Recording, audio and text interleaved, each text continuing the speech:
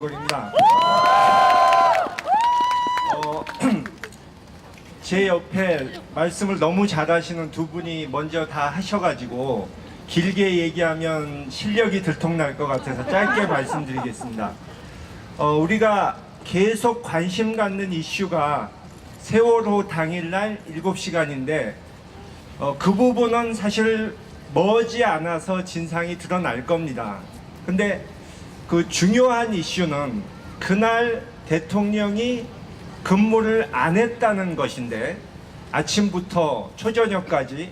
근데 그날 하루만 그런 것이 아니고 수시로 근무를 하지 않았다, 본관 집무실에 나타나지 않았다 하는 것이 이제 알려졌습니다. 근데 그때 한 2년 전에 그런 얘기를 비서실장이 했었죠. 대통령은 아침부터 밤에 잘 때까지 일을 하니까 어디에 가든 거기가 집무실이다. 근데 말이 됩니까? 아니요. 대통령이 저기 노래방 가서 놀고 있으면 거기가 집무실인가요? 아니요. 대통령이 골프장에서 공 치고 있으면 잔디 위가 집무실이 되나요? 아니요. 그분은 아마 이 일반 국민들이 청와대 관저내에 보신 적이 없기 때문에, 사실 청와대 직원들도 관저를 가본 사람이 몇 안 되기 때문에 아마 거짓말을 해도 통할 줄 알았던 것 같습니다. 근데 저는 관저 들어가 봤습니다.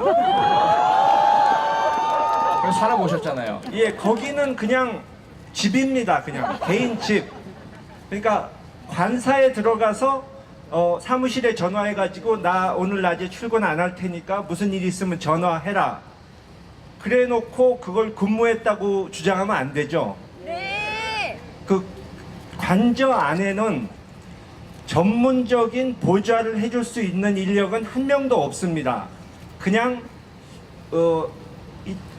비교를 해서 말씀드리자면, 뭐 대기업 회장이 집에 가 있는데 집안에 뭐 집사, 뭐 심부름 해줄 사람, 이런 사람들이 있다고 쳐도 그 사람들과 회사의 중요한 일을 논의할 수는 없는 거 아닙니까? 네. 사장, 전무, 상무, 부장 다 회사에 있는데 어떻게 일을 합니까? 그런데 이 요즘 나오는 걸 보면 또 이상한 약들을 많이 쓰셨던데, 그 중에는 이제 주사를 맞으면 몽롱해지고 정신이 오락가락해지는 그런 약들도 있는데, 사람들이 추측하는 것은 이제 그분이 기분 좋게 약을 쓰고 주무시는 동안에 엉뚱한 최순실이란 사람이 돌아다니면서, 여러분 보도 보셨겠지만 사방팔방 안 쓰시고 다닌 곳이 없습니다. 그렇게 부지런하게 대통령 일을 최순실이 대신한 겁니다. 그러니까 최순실이 진짜 대통령이었습니다. 대통령은 내란이나 외환 그런 죄가 아니면 형사소추 안 된다고 그랬는데, 진짜 대통령이 지금 구치소에 이미 가 있습니다.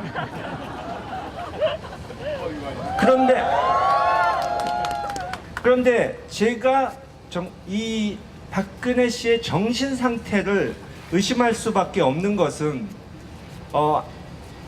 대통령이 되면 일단 그렇게 자기 방에 틀어박혀서 있을 수가 없습니다. 불안해서.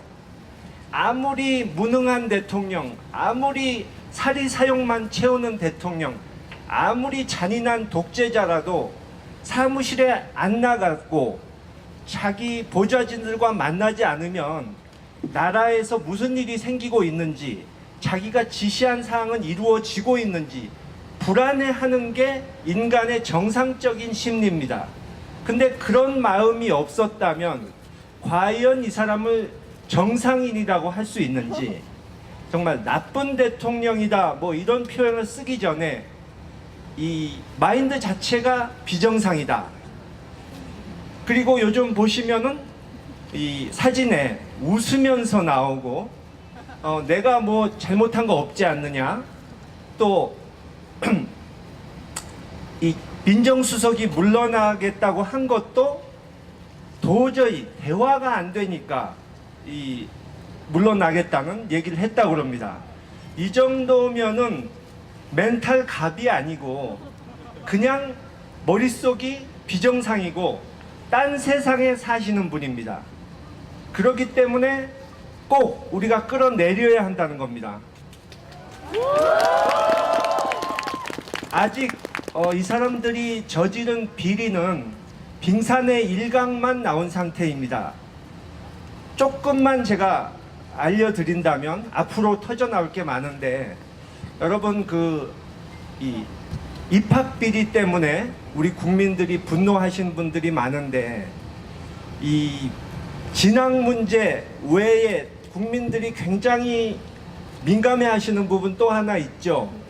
남자분들 아시는데, 하여튼 여러분들 추측에 맡기겠는데 그것도 머지않아 나올 겁니다. 앞으로도 나올 것이 산더미 같이 쌓였습니다.